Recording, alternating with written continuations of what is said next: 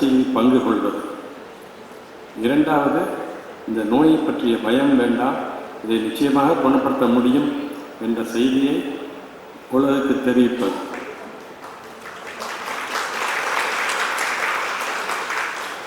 மூன்றாவது, இந்த நிகழ்ச்சியினாலே புற்றுநோய் பற்றிய ஒரு விழிப்புணர்ச்சியை மற்றவர்களுக்கு ஏற்படுத்துவது.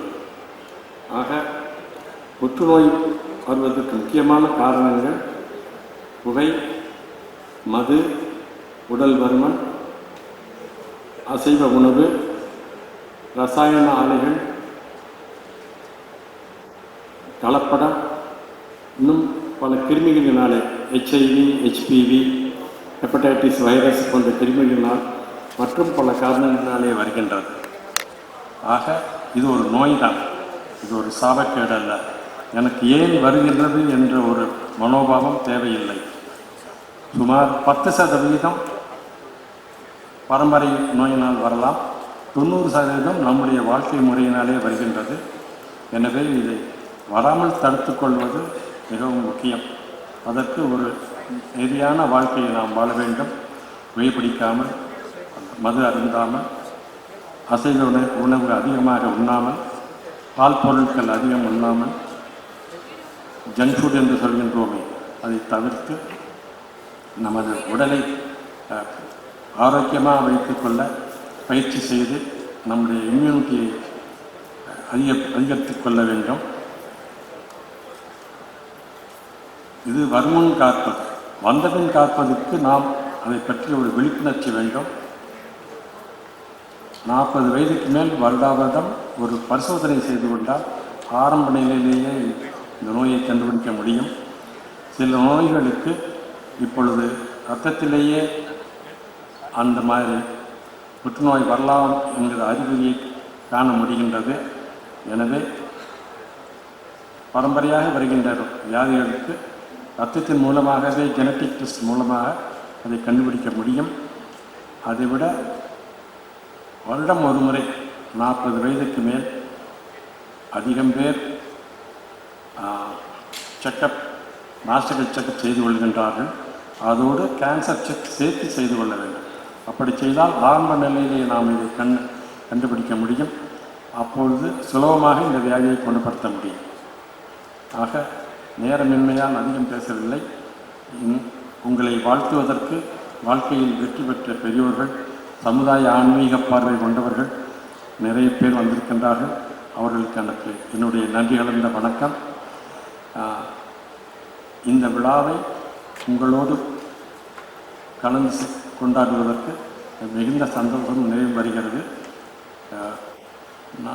நல்ல வாழ்க்கை வாழ்ந்து நெறியோடு இருந்தால் இந்த வியாதியை நாம் தவிர்த்து கொள்ளலாம். நீங்கள் இந்த விழாவிற்கு வந்திருந்த அனைவரையும் வாழ்த்தி என்னுடைய நன்றியை தெரிவித்துக் கொள்கிறேன். நன்றி, வணக்கம்.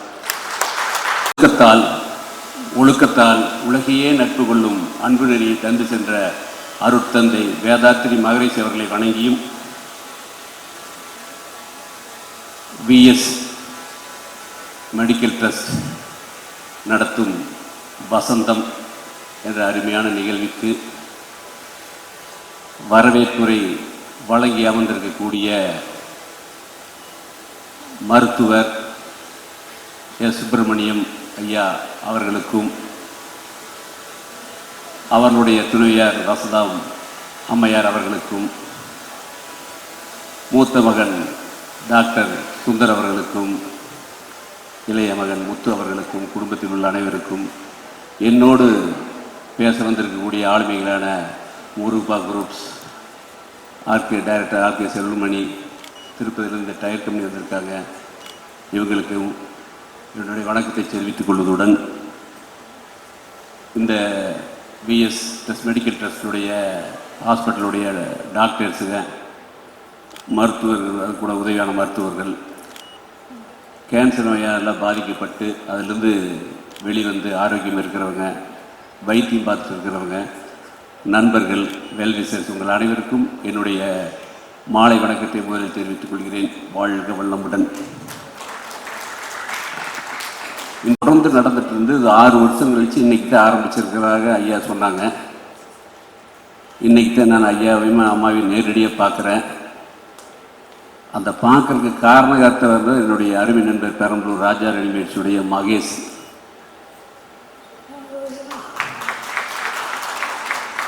எனக்கு 30 வருஷமாக ஒரு பழக்கம். அவருக்கு இந்த நோய் பாதிக்கப்பட்டோன்னே எனக்கு கூப்பிட்டு சொன்னோன்னே அவர் என்கிட்ட நோயை பற்றி சொல்லிட்டாரு. அவர் சாதாரணமாக இருக்கார், நாங்கள் தான் பதறணும். ஏன்னா ஐயா இருக்கார் பார்த்துக்காரு அப்படின்னு அவ்வளோ ஒரு நம்பிக்கையோடு அவர்கிட்ட வைத்தியம் பண்ணி ஒவ்வொரு நாளும் அந்த டெவலப்மெண்ட்டை பற்றி சொல்லி பூர்ண குணமான பின்னாடி அவர் சொன்ன வார்த்தை எனக்கு தெய்வமே வந்து டாக்டர் சுப்பிரமணிய ஐயா தான் அப்படின்னு சொன்னார்.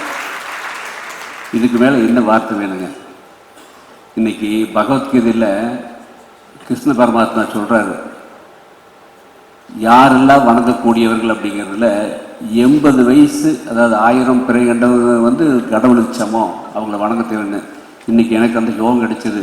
வசந்தமாம அவங்க டாக்டர் சுப்பிரமணியத்துடைய தம்பதி சகிதமாக அவங்க 84 வயசு தம்பதி சகிதமாக அவங்கக்கிட்ட ஒரு ஆசீர்வாதம் வாங்கக்கூடிய ஒரு பெரிய வாய்ப்பை ஏற்படுத்தி கொடுத்துருக்காரு என்னுடைய நண்பர் மகேஷ் அவர்கள்.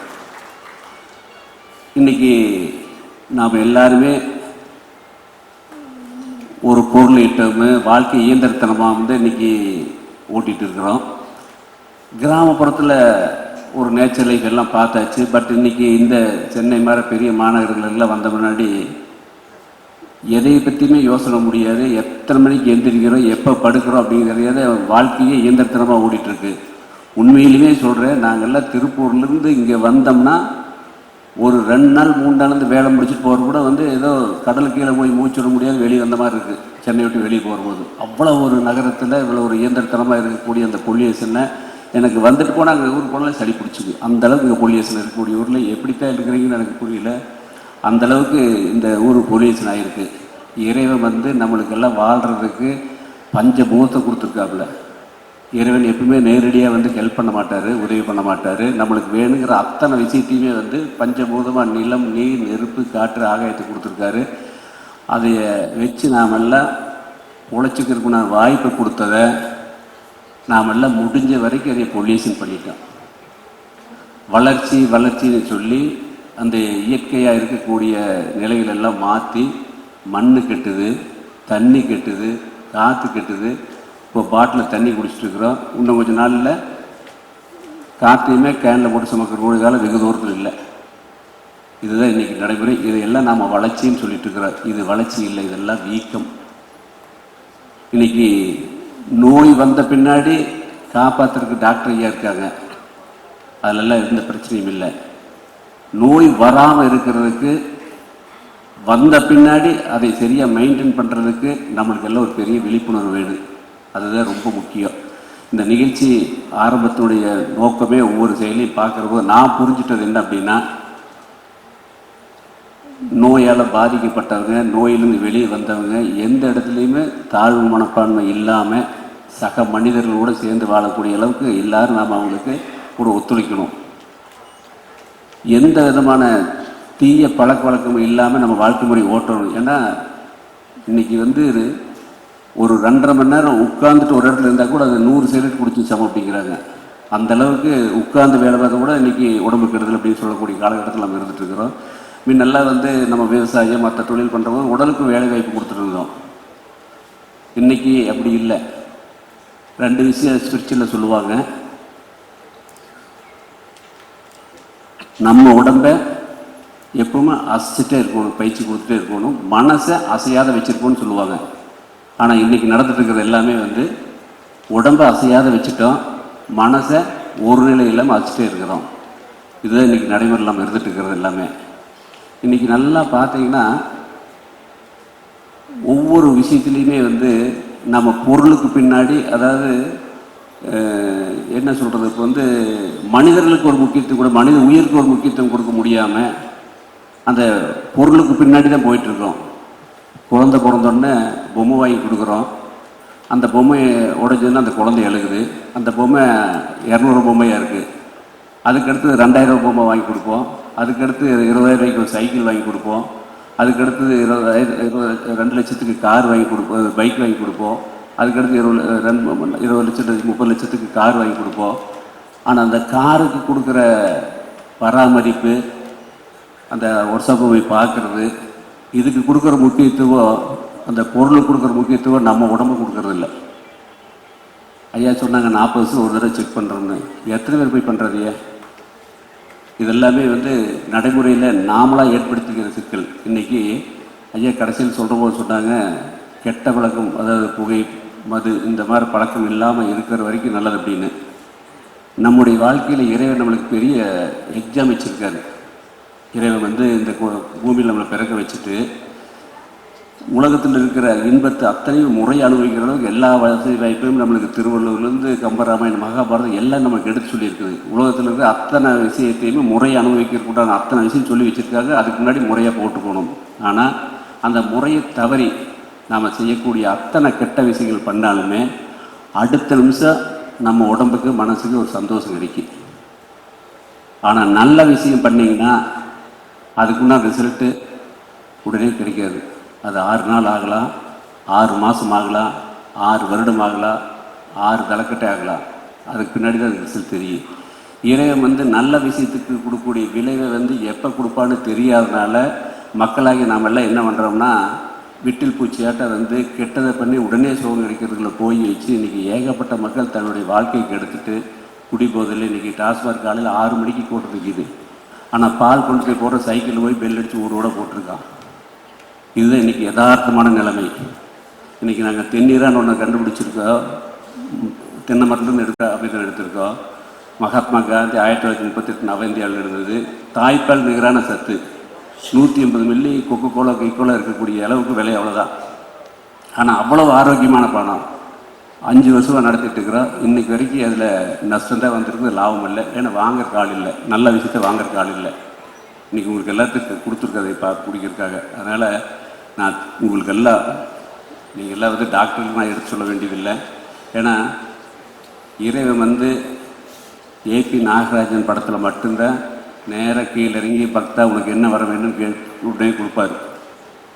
ஏபி நாகராஜன் படத்தில் மட்டும்தான். உண்மையாக யதார்த்தம் என்ன அப்படின்னா, இறைவன் நம்மளை படைச்சி நம்மளுக்கு உதவுறதுக்கு பெற்றோர்களுக்கு குழந்தைகள் மூலியமாகவும், குழந்தைகளுக்கு பெற்றோர் மூலியமாகவும், கணவனுக்கு மனைவி மூலியமாகவும், மனைவிக்கு கணவன் மூலியமாகவும், சகோதரனுக்கு சகோதரர் மூலியம், சகோதரிக்கு சகோதரி மூலியமாகவும், முதலாளிக்கு தொழிலாளி மூலியமாகவும், தொழிலாளிக்கு முதலாளி மூலியமாகவும், நோயாளிக்கு டாக்டர் மூலியமாக இறைவன் அவதாரம் எடுத்து நம்மளுக்கு உதவி பண்ணிட்டு இருக்காங்க.